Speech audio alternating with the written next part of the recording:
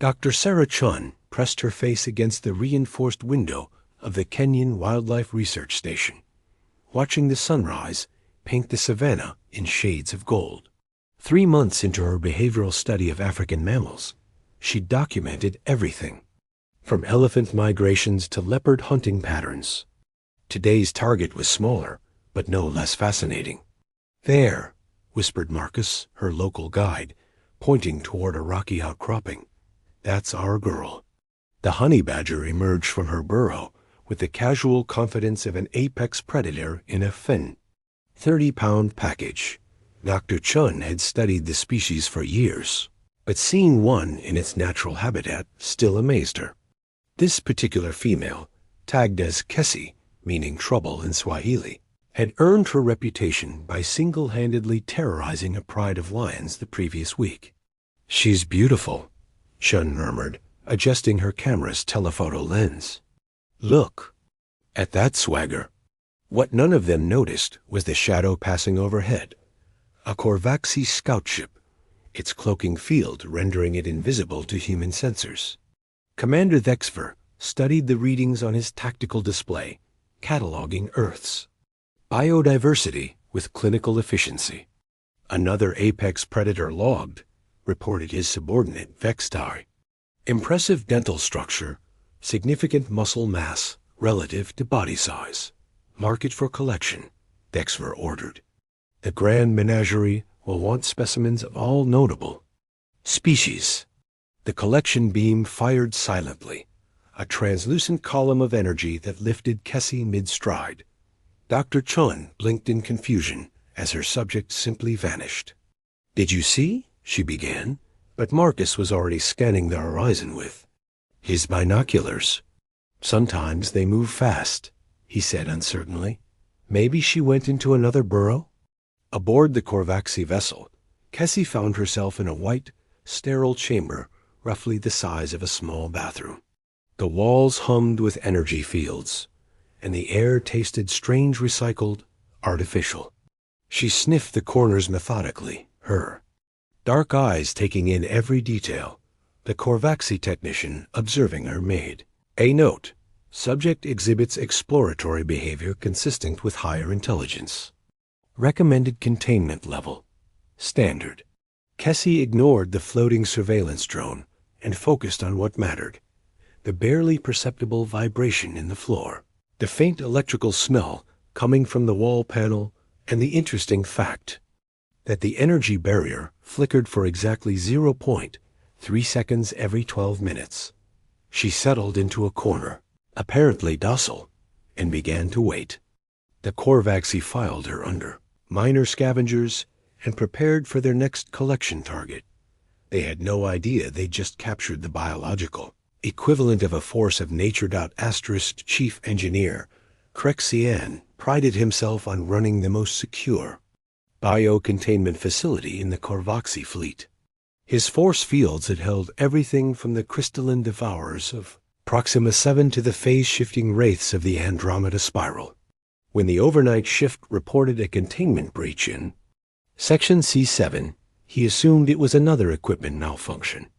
"Run a full diagnostic," he ordered his assistant, Nixtal. "These minor specimens shouldn't be challenging our basic systems." The security footage told a different story. Crexian watched in disbelief as the small, furry creature designated Subject 247 systematically tested every inch of its cell. It wasn't random. The creature had somehow detected the power fluctuation in the containment field and timed its escape perfectly. How did it know? Nixtal asked, her secondary arms trembling with confusion. "Impossible," Crexian muttered, but ordered Subject 247 moved to a level 5. Containment unit, the same classification used for apex predators, 3 times its size. Meanwhile, Kesi was having the time of her life. The ship's ventilation system was a highway of interesting smells and sounds. She'd already mapped 14 different sections, discovered the location of the food storage, heavily guarded, unfortunately, and identified at least 6 different ways to access the ship's power grid. The Korvaxi had built their vessel for efficiency, not for containing creatures that viewed impossible as a personal challenge. Where their logic saw an impenetrable barrier, Cassie saw an engineering puzzle with a solution that just hadn't been found yet. She emerged from the ventilation 3 decks up, in the middle of the ship's botanical section. The Korvaxi had recreated environments from a dozen conquered worlds, a testament to their thoroughness. Cassie sampled the air and caught something interesting: the scent of Earth. Following her nose, she discovered a small terrarium containing samples from her home savanna. The familiar smell of acacia trees and red earth made her pause, a rare moment of what might have been homesickness. Then she noticed the observation cameras, and her expression shifted back to business. The Korvaxi were watching, studying, cataloging. She'd seen that look before in the eyes of researchers who thought they understood her species. Time to educate them. Lieutenant Commander Vex Tai was reviewing the collection reports when his security alerts began cascading across his display. Subject 247 had somehow accessed the botanical section and was now redecorating. "Sir," his communications officer called out, "we're receiving damage reports from decks 12 through 15. Creature appears to be reorganizing our specimens." Vex Tai pulled up the live feed and watched in horror as the small mammals systematically dismantled their carefully arranged alien ecosystems, not out of malice, but with the focused determination of a creature that had decided these arrangements were fundamentally incorrect. "Deploy the security drones," he ordered. "Stun setting only. We need it alive for study." The drones never stood a chance. Captain Zexamore had commanded the Korvasi dreadnought inevitable conquest for 37 cycles, leading it through campaigns that had broken entire civilizations. He'd never been summoned to deal with a single captured specimen before. "Explain this again," he demanded, his 4 eyes focused on the tactical display showing 17 disabled security drones. "Sir," Chief Engineer Krexian began, his voice shaking, "Subject 247 has somehow learned to exploit our drone programming. It doesn't fight them. It confuses them into fighting each other." The security footage was almost absurd. The small Earth creature would charge directly at a drone, then dive away at the last second, causing the drone to fire on whatever was behind it. Within minutes, the drones were systematically destroying each other, while the creature watched with what could only be described as satisfaction. "It's learning our tactics," reported Combat Specialist Kexanon, her scales rippling with anxiety. "Each encounter, it adapts faster than our systems can compensate." Captain Zexamore studied the creature's profile. Mass, 14 kilograms. Brain size, unremarkable. Threat assessment, minimal. The data made no sense. "Perhaps," suggested Science Officer Dexelum, "we should study its behavior patterns more closely. This creature may represent a new form of intelligence." Meanwhile, Cassie had found something far more interesting than security drones: the ship's central computer core. The massive chamber hummed with power, crystalline matrices processing data at incomprehensible speeds. She didn't understand the technology, but she understood systems, and every system had weak points. The Korvaxi had designed their computer core to be impenetrable, surrounded by energy shields, and guarded by their most advanced security. What they hadn't anticipated was a creature that didn't need to understand their technology to disrupt it. Cassie began with the cooling systems.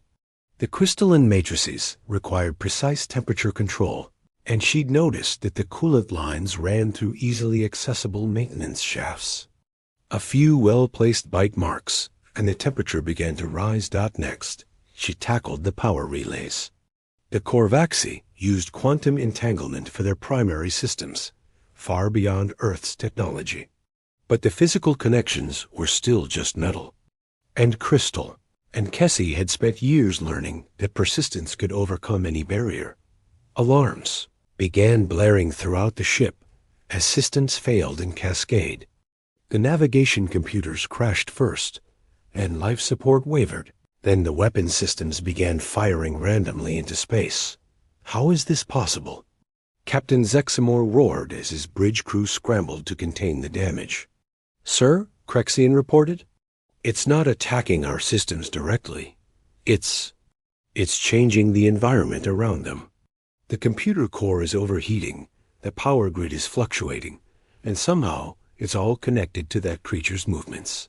Through the security feeds, they watched as Kessie calmly chewed through another data cable, her expression focused and determined. She wasn't destroying their ship out of malice. She was simply removing obstacles that stood between her and whatever goal she'd set for herself. "Sir," Vextai called out, "we're receiving surrender requests from 6 different systems. They think we're under attack." Captain Zexamore realized with dawning horror that his ship, the pride of the Corvaxi fleet, was being dismantled by a creature that weighed less than his ceremonial sword. Asterisk, asterisk.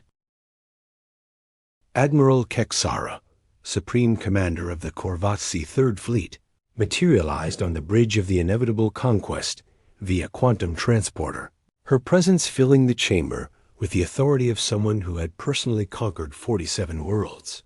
"Show me this creature," she commanded.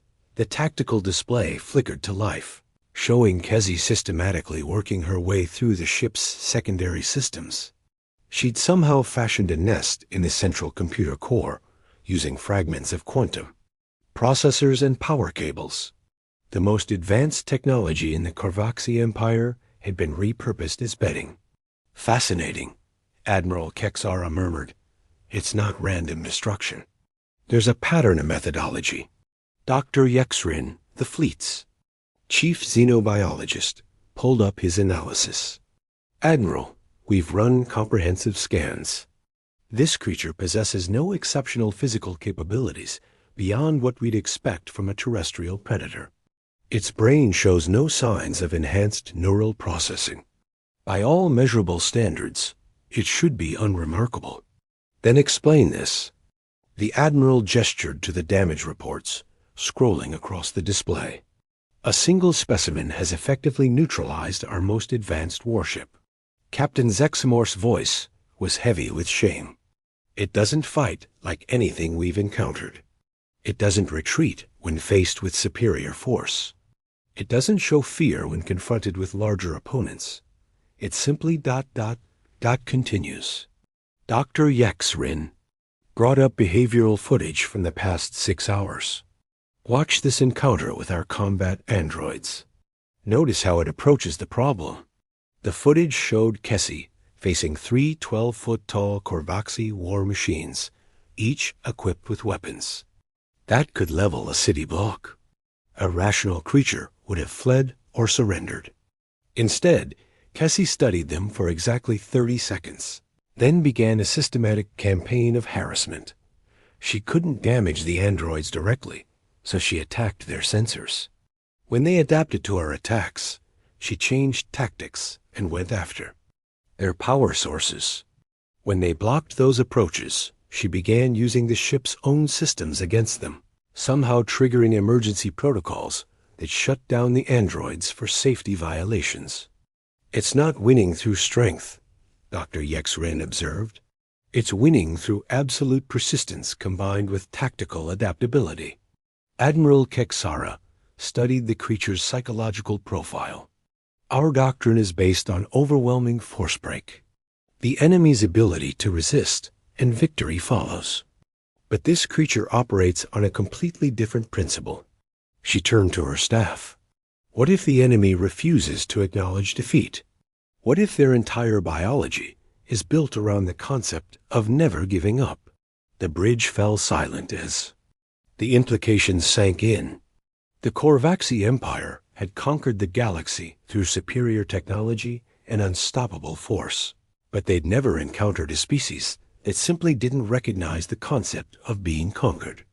"Admiral," Communications Officer Lex Tarn interrupted, "we're receiving priority transmissions from the other Earth specimen collection teams. They're reporting similar incidents. The display lit up with reports from across the fleet. A creature, called a Canadian goose, had somehow taken control of an entire hangar bay. Something designated as a Florida man had befriended the ship's AI and was now giving it life advice. A octopus had escaped containment and was apparently rewriting the ship's computer code for fun.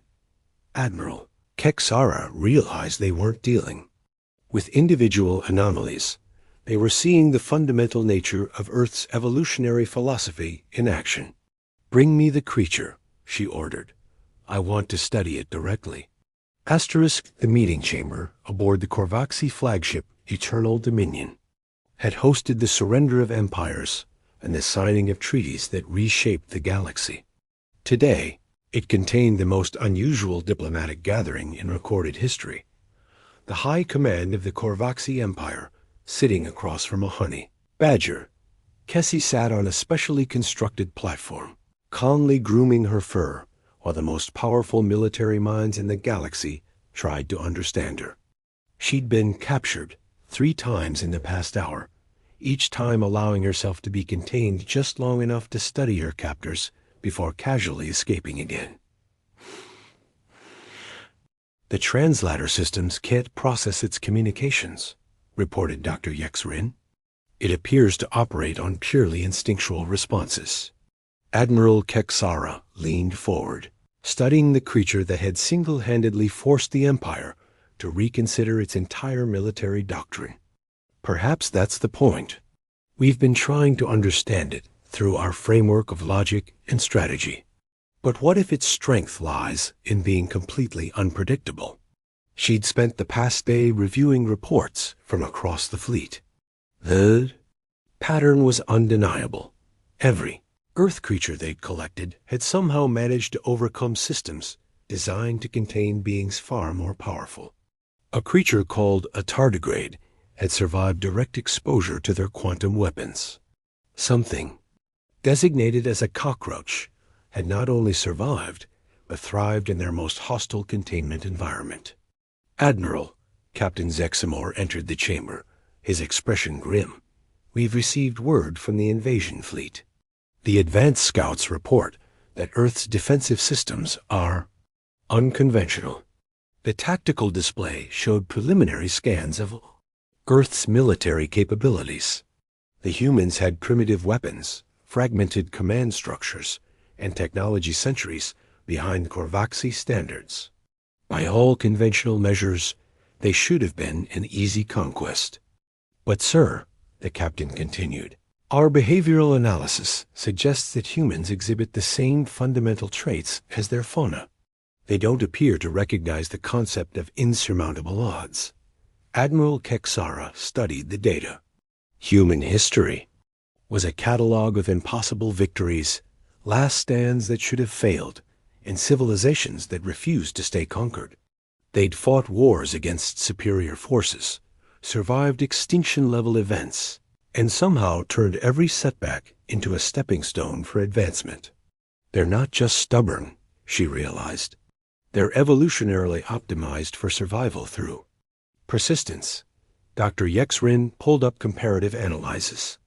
"Admiral, we've identified the pattern. Earth's biosphere didn't produce the strongest or smartest species.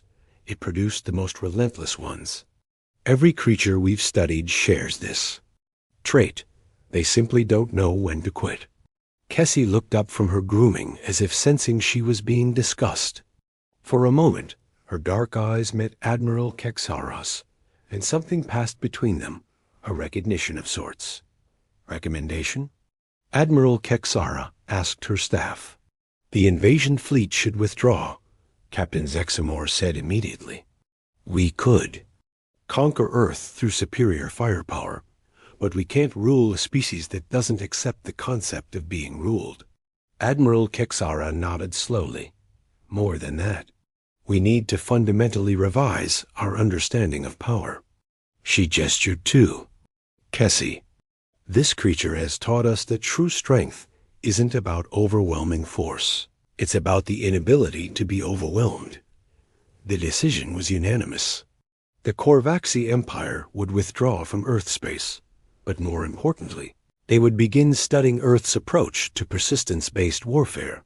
Within a generation, Korvaxi military doctrine would be revolutionized, incorporating principles learned from a 30-pound mammal with an attitude problem.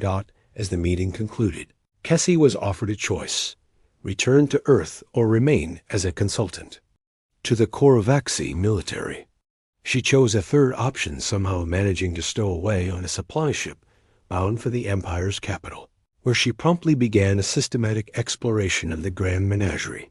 The Korvaxi never did figure out how to contain her, but they learned to work around her instead. And in the end, that might have been the most important lesson of all. Sometimes the best way to deal with an unstoppable force is simply to get out of its way. The honey badger, meanwhile, found the Grand Menagerie's Earth section and settled in comfortably. She'd accomplished her mission protecting her territory from invaders. The fact that her territory now included several star systems was just a happy coincidence. After all, Kessie had never been one to think small. Asterisk